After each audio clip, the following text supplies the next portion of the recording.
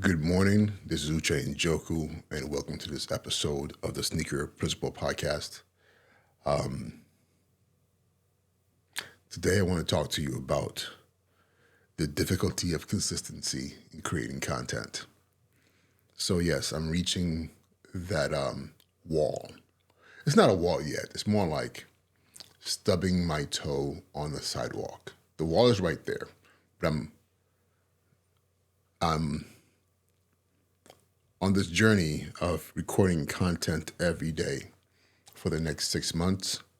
I started a little bit earlier. I think I had about what's today's date? Today is the 4th. And yesterday I posted my 21st piece of content as far as consecutive days. The goal was to start January 1st and go all the way through June 30th. But I thought to myself, you know what? If I wait till till January 1st, there's a very good chance that I won't have the momentum to keep going.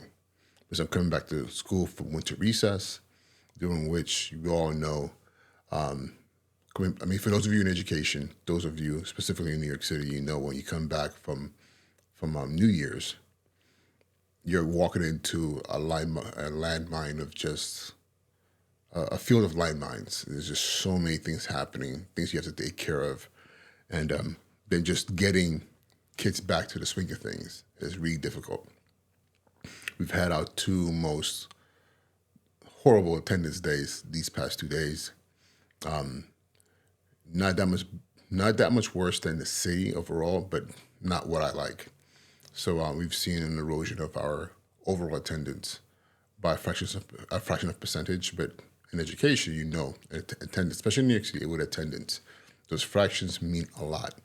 So we have a lot of work to do moving forward to get our attendance back up. Then everything else. Exams are coming up. There's a lot more visits and assessments of our procedures and our curriculum and what we're doing in math and English language arts.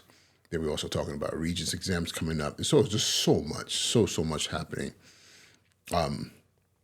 So with that being said, I already knew coming back was going to be hard because trying to split my mind between this mission of mine, which will benefit me overall as a professional, as a creative, as a school principal who's trying to develop a digital communications program at a school. It's so much that this will do for me in those spaces. But the issue is always going to be time. Time is always going to be the biggest factor, and also fatigue. So it's just questioning of how do I create a space for me to be consistent in creating content every single day. And if you do the math here, let me pull up my calculator. I've been estimating in my head, but I haven't looked at actual numbers. So I'm going to go, first of all, I'm going to go into ChatGPT. And for those of you who are not using ChatGPT, I'm sorry. You know, you need to reevaluate your life. So let's see. Good morning. Good morning. How's your day starting off? It's starting off pretty well. Could you please tell me how many days are between January 1st, 2005 and June 30th, 2005? Sure, let's calculate it. January 1st to June 30th is 6 months. For the year 2005, we have January, 31 days, February, 28 days, not a leap year, March, 31 days, April, 30 days. Can you please May, give me a 31 total count of days for all 6 months? Sure, adding up the days. January, 31 days, February, 28 days, March, 31 days, April, 30 days, May, 30 days, June, 30 days. That totals 181 days. I thought I was going to be able to get it to just get to the point. But still, that's pretty spectacular that it can answer my questions like such. So for those of you who don't know, that's ChatGPT. It's the audio AI version that comes with the paid version. So it's 181 days multiplied.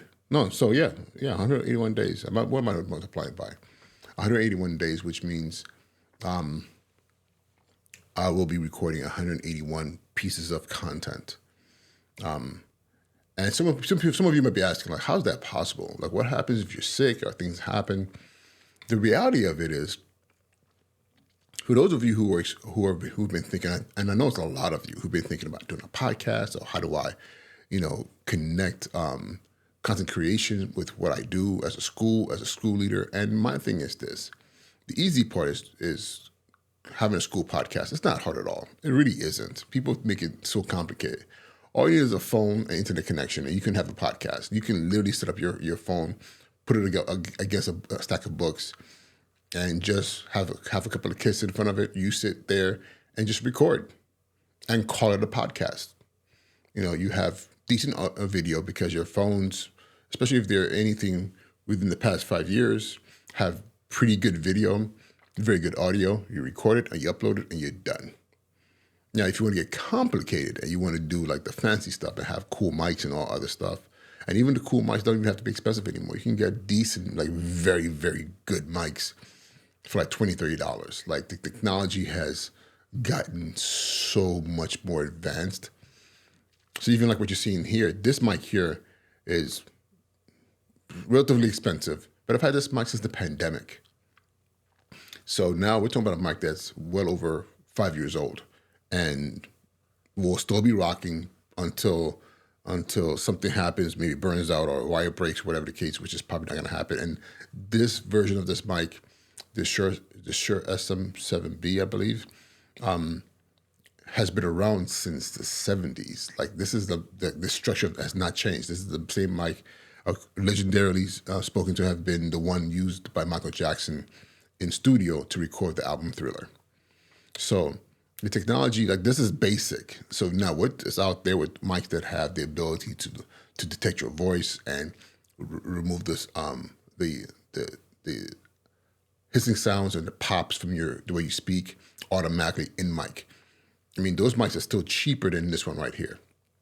So what you need to record is very simple. Your phone, and video, and so to the point of like 181 episodes. And how do you get that done?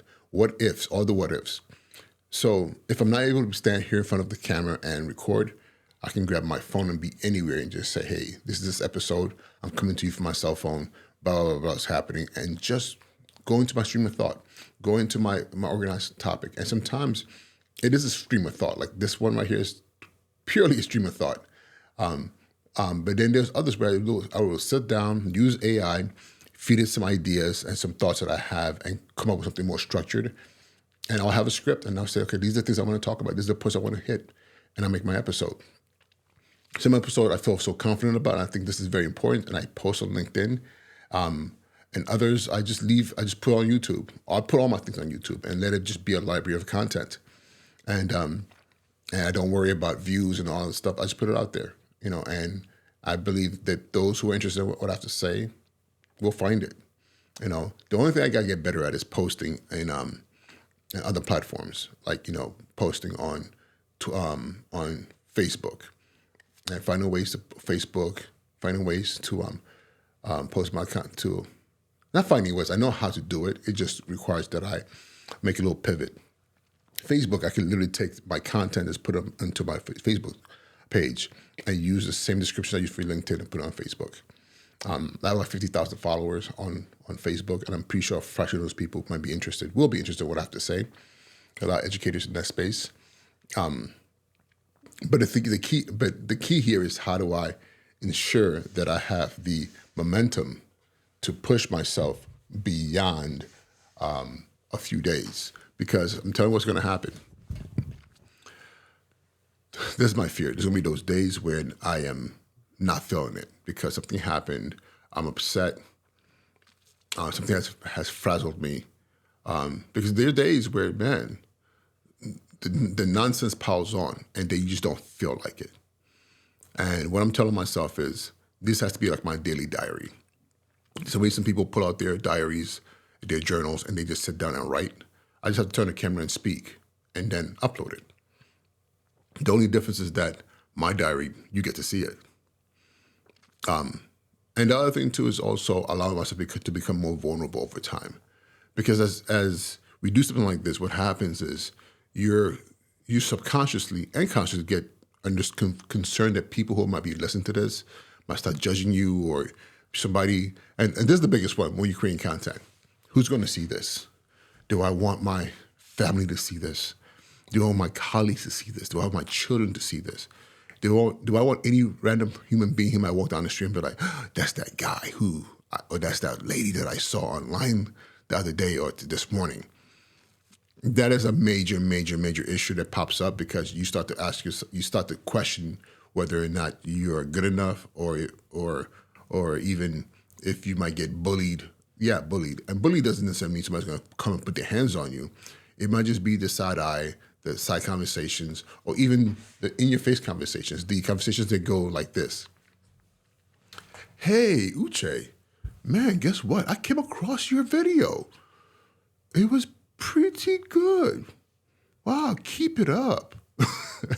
Then you're like, wait a minute, what did that mean? It's pretty good. What do you mean, keep it up?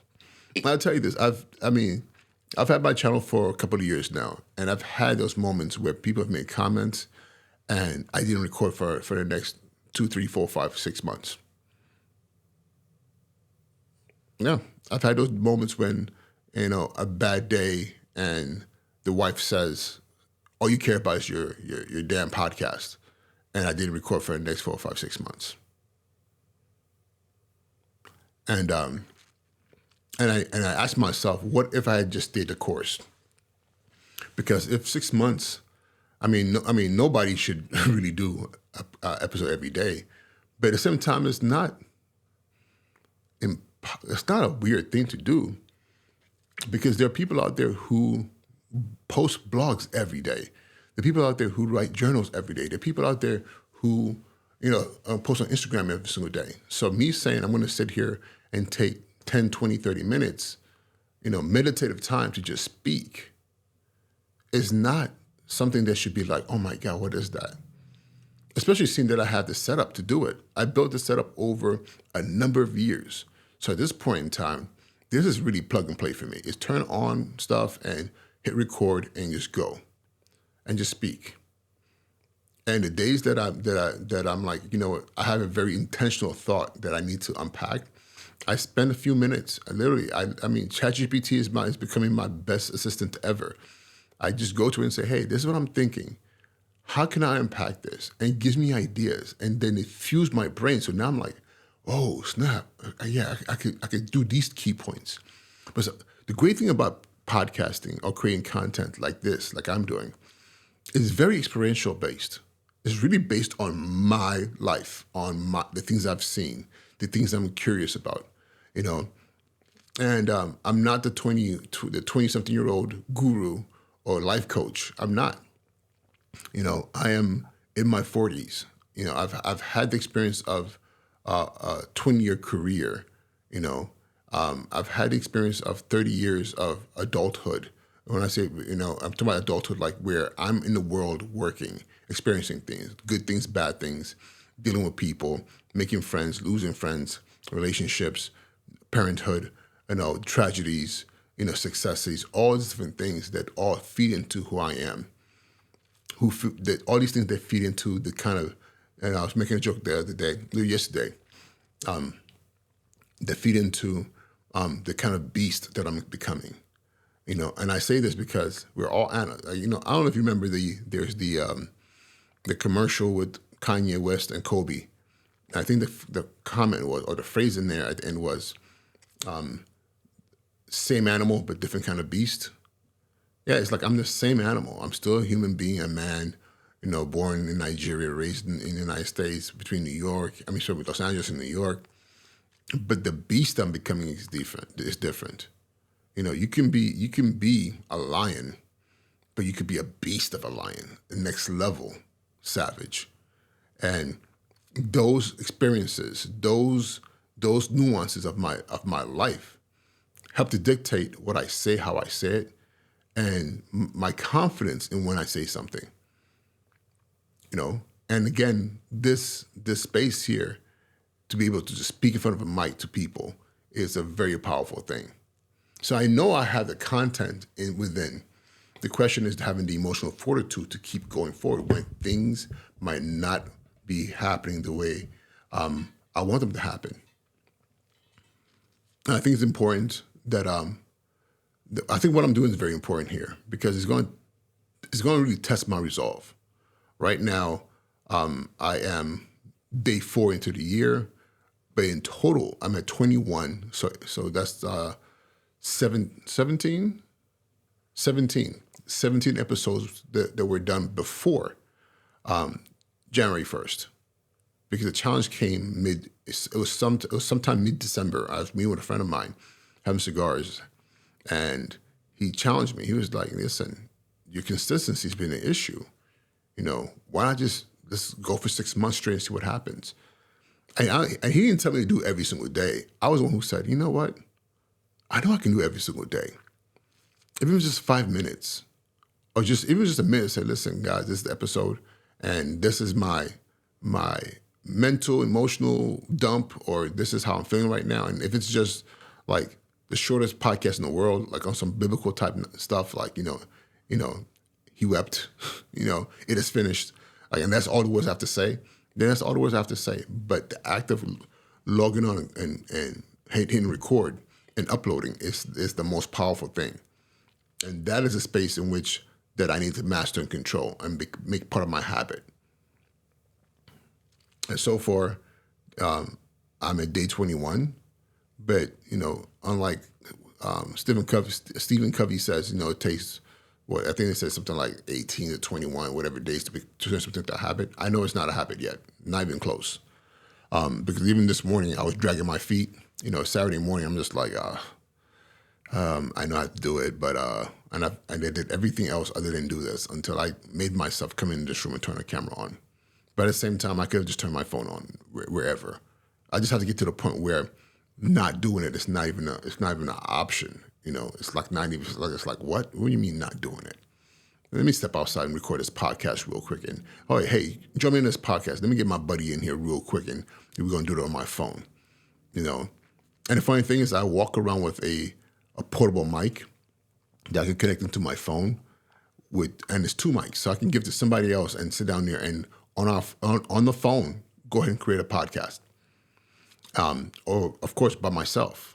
But the key is to create every day, to breathe every day, to exercise every day, to eat every day, to be intentional every day. And part of this whole entire process is this every single day. And again, I want to see what happens at the end of June, because that will also mark my 20 years in New York City. 20 years from the day I set foot in New York City to start this education journey. I think it's a great way. It's a great way for me to bookend this journey, this chapter, before I move on to the next chapter. And also, I'm also curious. One other thing I'm curious about is, what are the challenges that are going to come up beyond I don't know if I want to do this, or I'm too tired today, whatever the case may be. I'm actually looking forward to the human challenges, the pushback from people, the rolling the eyes, the genuine commendation and hey, I this is helping me, or this is nonsense, or even the side talk. All those things. I want it all. I want all the smoke. I want all of it, because again, we minimize our growth, our journey, the steps that we take because we're so concerned about what other people think. So question for me is what happens once I get past that part? Because I'm still there right now. I am concerned about the things and how people are perceiving me, and they thinking this guy is doing the most, whether it's my supervisors, my colleagues, district level, central office, the random person, the educator out there who is why is this principal doing all these different things? Because you're not supposed to do these things. These are the things I'm asking myself. At what point in time that whole entire thing, at what point in time does my bucket of F's, complete empties out and I am on autopilot? Because it doesn't change the way I lead. It doesn't change the work that I do. But as far as the quality of the work that I do, I don't think it does. But I think I'm sorry, not that it doesn't change. It doesn't diminish it. It doesn't diminish it, but I think it can enhance it. I think that there's going to be effects that right now are not fully perceivable, because I also do understand greatly, and this is why I implore as many leaders to do what I'm doing, is that branding. I think as a leader, if especially in a space where you might be at a school or at a organization that struggled, and you're brought in there to be the one to turn it around, which means now you have to carry the organization on your shoulders. Like you literally have to be the brand. You have to be the one they come in to see. But at the same time, as you're attracting people in to see the work happening at your school or your company or whatever the case may be, then you now use your brand to enhance other people's brands. So then eventually the organization's brand supersedes your brand. Then now guess what? You don't have to be there for it to be successful, because now the entity, the organization, the human capital, everybody there are now part of this amazing energy that's moving it forward. And I'm saying this specifically to school leaders, because one of the things that for some reason that's we negate is expertise. I don't know why, because when you go to other fields, the whole notion of expertise and this leader is known for this and this school is known for this or whatever the case may be, it's negated. It's all about data, like what are the scores and everything else. But one thing is this: I'll tell you, I believe that schools become successful and organizations become successful because parents, students can't stop talking about how they feel when they're in that space. Less so than how they do, because you could be doing relatively well and hate where you are. But however, I believe if you love where you are, the capacity for you to do amazingly well is much higher than the former. But I also think it starts with who's setting the vision, who's leading the helm. And I believe that leaders need to get really good at this technology, because you can get more ears, more eyeballs on you, therefore bringing more of that to your school community. So yeah. All right, guys. I didn't intend to be on here for this long. It's already at 22 minutes. Thank you so much for your time this morning. Go create something. Call to action. Start a podcast. Start a video content creation, something where even if it's just you saying, I'm going to record and talk to my families and post it on Twitter and put my face on there. Because I'm going to tell you right now, I hate to say it, and I know it's counter to the things that we're pushing as educators, but a lot of parents don't read. A lot of people just in general do not read, but they watch, they listen.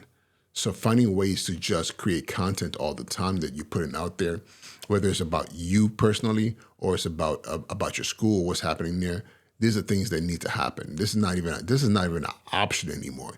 This is a requirement. In 2025, you are required to create content. You're required to show the world what's happening in your school, what's happening in your business, what's happening with you in general, if you're trying to build a brand around who you are. If you're thinking that just being a good dresser, people liking you in your circle is enough, then I guess that's enough. But if you're really trying to go be above and beyond, the traditional, to really build something enormous, then you got to turn that camera on, you got to turn that mic on, and you got to learn how to speak and be confident. And it's okay if in the beginning you're shaky and you're nervous, because I'll tell you right now, the worst video that will ever exist that you can create is the one that you don't post. Think about that. The one that you don't post is the worst video you ever made. Because what's going to happen is as you post content, yes, you might feel like, oh my God, that is so cringe. But in time, you're going to go back and look at it and be like, whoa, look how much I've grown. Look where I started from. If you don't post, then guess what? There's no starting point. All right, y'all. Uche Njoku, Sneaker Principal. Have an amazing weekend, rest of your day, and we'll talk soon. Be well.